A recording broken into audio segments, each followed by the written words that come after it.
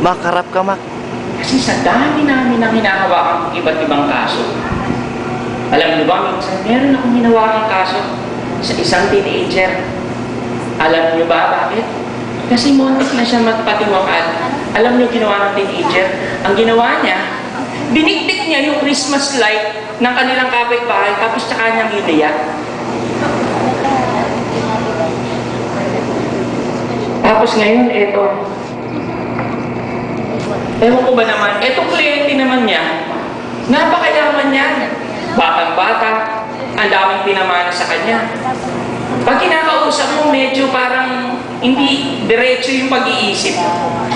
Pero talagang patuloy at patuloy na yumayaman siya sa kanyang mga ginagawa. So ngayon, nasa kalagitnaan sila ng diborsyo. Katulad nitong batas ngayon sa Pilipinas ngayon, etong pagligal ng diborsyo. Alam niyo, hindi naman ako natutuwa, kaya lang, ang tanging kong kailangan gawin bilang isang hukong ay makinig. Di ba?